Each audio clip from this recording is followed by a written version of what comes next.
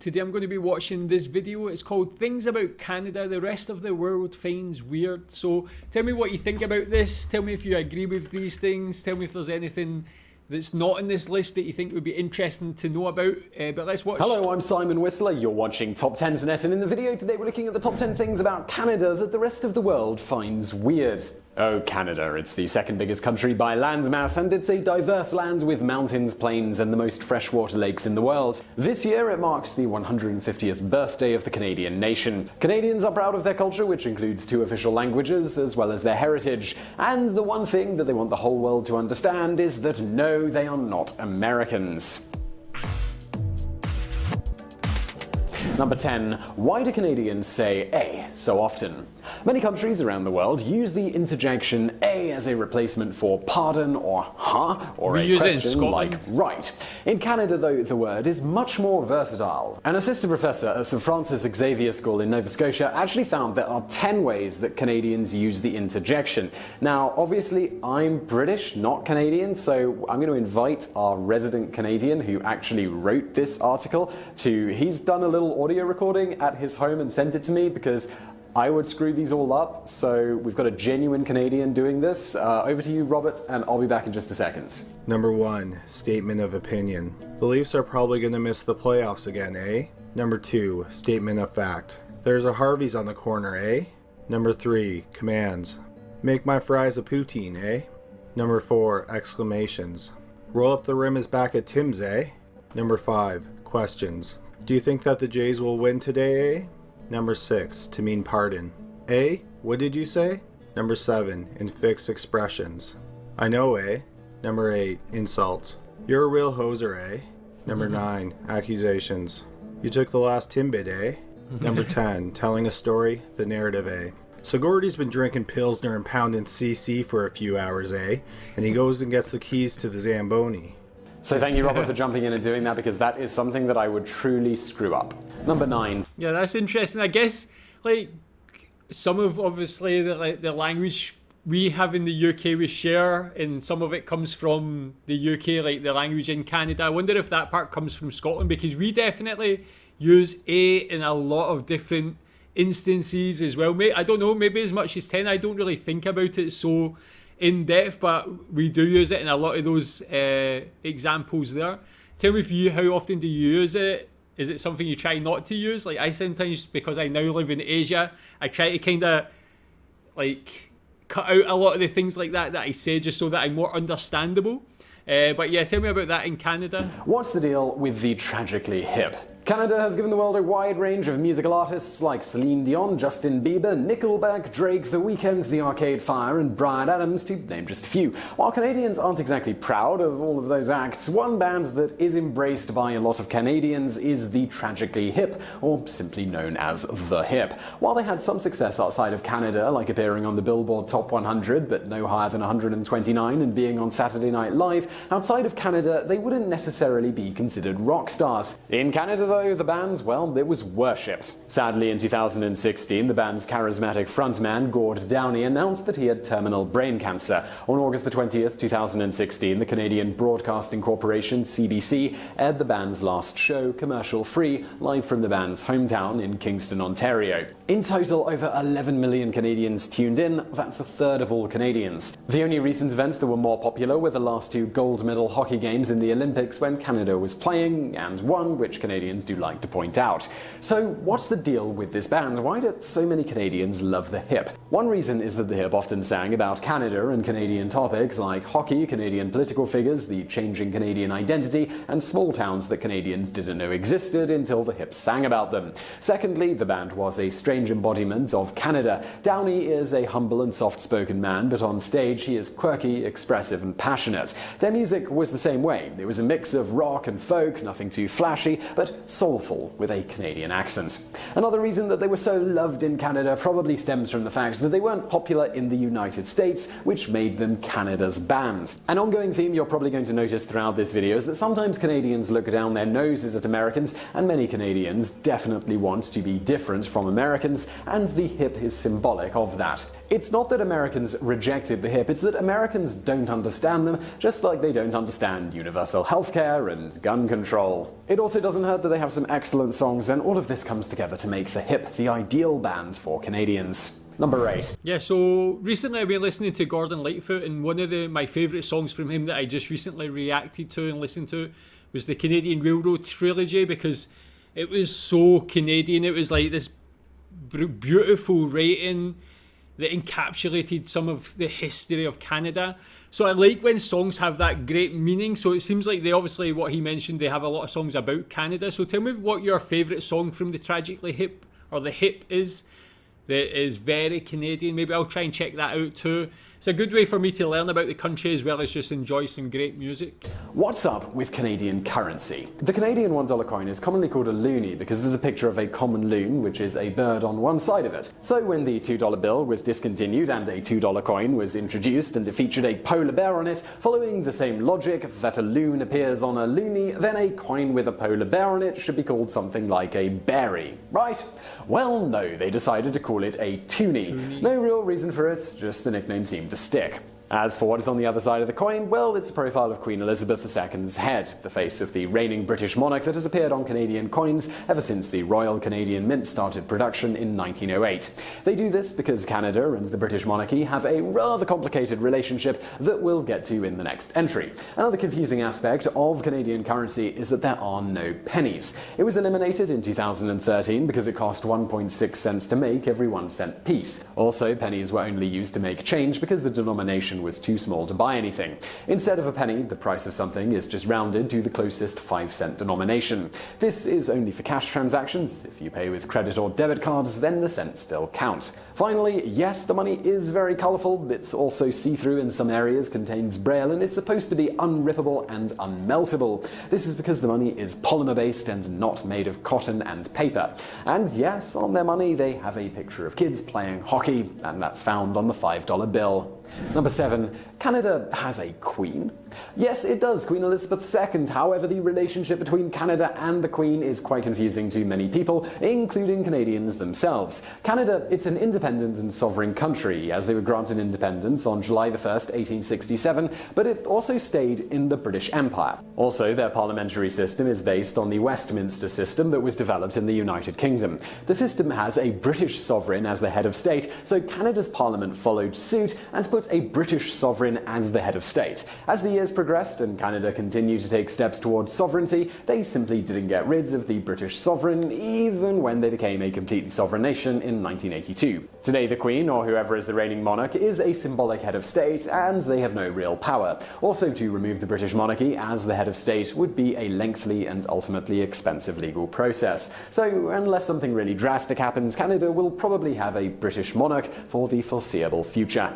Number 6. Why is milk sold in bags? Throughout Ontario and eastern Canada, the majority of milk is sold in bags. Usually there are 3 0.35-gallon bags sold in one bigger bag. Yes, it really is bags sold in bags in Canada, and apparently they do prefer what we're going to call bagception. Anyway, the bags are then put into milk bag holders, often made of plastic, and then either one or both corners of the bag are cut off. Some people think it pours better with 2 holes. The reason they use bags instead of jugs comes down to one of the major differences between the United States and Canada, which is that Canada adopted the metric system in 1970. This was a problem because Canadian products like milk needed to be sold in litres instead of gallons. However, major alterations needed to be made to the milk bottling machines in order to do litre quantities. A solution to the problem had been invented in the 1960s when DuPont discovered a way to inject milk into bags. The milk bagging machines didn't need much in the way of alterations, and by 1978 milk in bags was the most common way to buy milk in Ontario. It grew in popularity because bags are easier to ship, less fragile, and less packaging is used.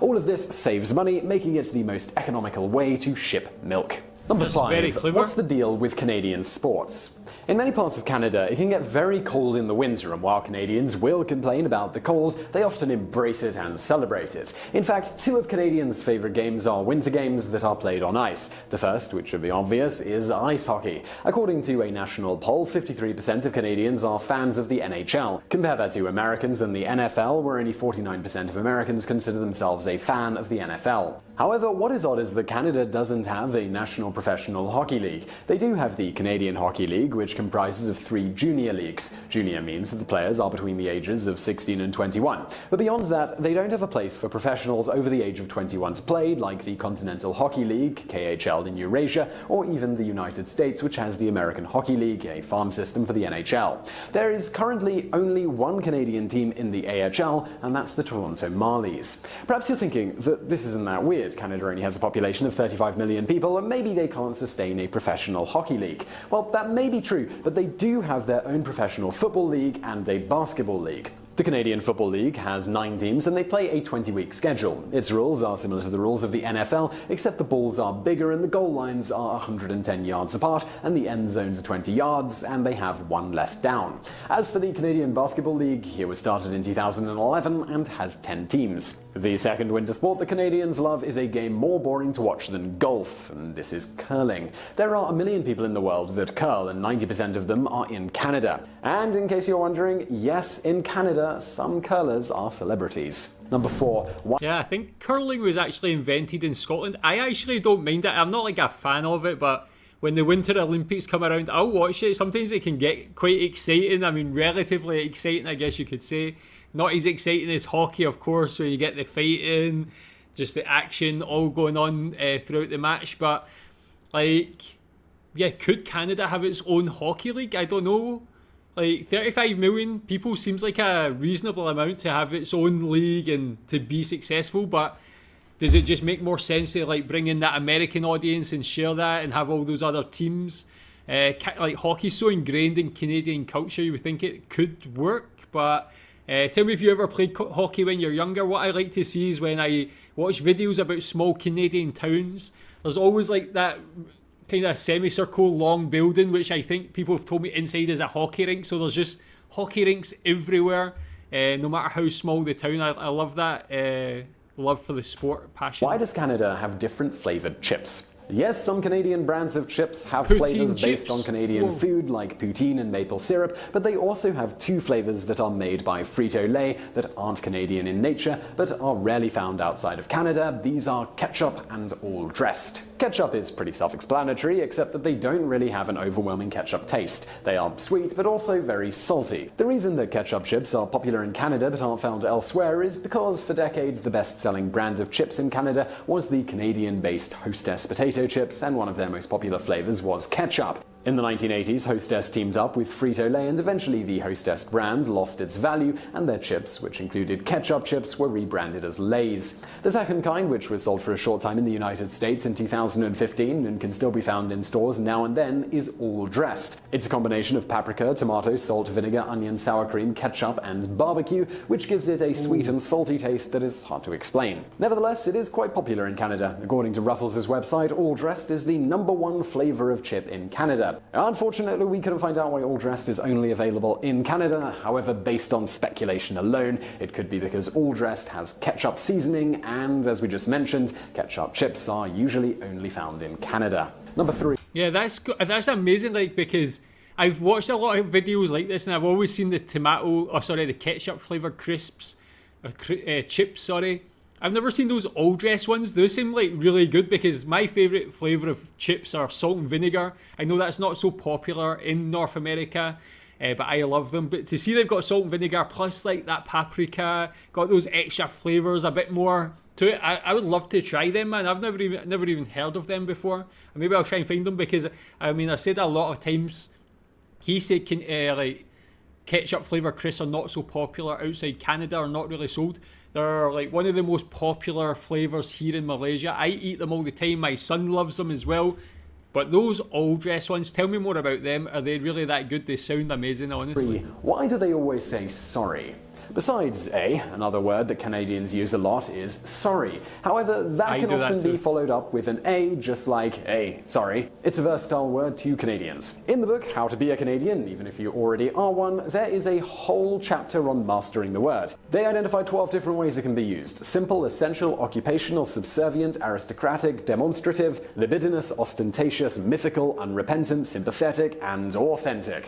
One reason that Canadians apologize is that it's part of their culture culture of politeness, but it's also a quick way to smooth over problems and keep relationships positive. Another theory is that Canadians do it as a way to show that they aren't Americans. As Joseph Breen of the National Post wrote, "Sorry is a totem of niceness with a sly undertone of superiority. It announces both our presence and the fact that we feel slightly bad about it. It also subtly asserts that cultural appearances notwithstanding, we are not American." He also says that it's rather different from the empty "sorry" that British people will say, which is where Canada inherited much of its language, and it is also much different than the American John Wayne style of forgiveness, where that is associated with weakness. Number 2. What's the deal with poutine? To many non-Canadians, or people who've never tried it, poutine can look pretty unappetizing. When Jay Pritchard saw it on Modern Family, he said, "Well, it looks like vomit, so I'm not poutine it in my mouth." Fair enough, after all, it's gravy made from animal fat, or even better, mushroom and root broth that is mixed with flour and then poured over fries with cheese curd sprinkled on it. So yes, it's crispy fries with liquid poured on it, which sounds like a pretty soggy mess. However, if Canadians even see a picture of poutine, some of them will start to drool like Homer Simpson. Poutine is available at many fast food restaurants in Canada, like McDonald's, Wendy's, Burger King and Harvey's, which is a Canadian fast food chain. Even Costco serves it in their food court. Of course, you wouldn't be surprised to learn that there is a chain of restaurants that serves exclusively poutine. Oddly enough, though, you can't get poutine at Tim Hortons. The origin of poutine is debated, but the adding of cheese curds to fries and gravy is often credited to Bernard Lachance of Café Ideal in Warwick, Quebec. In 1957, regular customer Eddie Lannes asked for the cheese curds to be added to fries, and Lachance said, and I apologize to all the French people watching, but "ça va te faire un maudit poutine," and in English that means "that will make a damned mess." From there, the popularity of the dish grew, and it has become the most famous Canadian food. As for why it's so popular, well, that's apparently because it's delicious. Number 1. Why are Canadians so polite? One stereotype you always hear is that Canadians are nice and polite. However, if you were to ask Canadians if this is true, they would deny it or say that the stereotype is overblown, and then they'd probably apologize for potentially seeming curt. So, is it true? And if so, why are they so polite? An article by Cassandra Solarsky of the Canadian Press tried to answer the question, but the problem is that measuring niceness across a country is really hard to do. In one attempt, researchers compared the language used on Twitter by Canadians and Americans. They found that the words used by Canadians were gentler, nicer, and generally more positive. On the other hand, as we mentioned, Canadians tend to think of themselves as superior to Americans. They may not say it flat out, especially if there are Americans around, but behind closed doors, Canadians can stereotype Americans as ignorant, gun-toting, warmongering religious zealots who drink weak beer. They even have a popular country song about the beer part. For example, on a segment on a satirical news show on the government-subsidized CBC, comedian Rick Mercer would interview Americans and ask them about untrue and ridiculous things about Canada. For example, he would ask Americans to record a congratulatory message to Canada on building a dome over the national igloo. He even got the then governor of Arkansas, Mike Huckabee, to say it. He also got George W. Bush, who was running for president, to thank Prime Minister Jean Poutine for his support. The segments were so popular that it was made into a 1-hour special. Isn't that nice? So while it is debatable if Canadians are nice or not, what is even less clear is why the stereotype exists. Our guess is something called the fragment theory, which is when a colonial country keeps some old world sensibilities. This makes Canadians conservative and deferential, which could be construed as polite.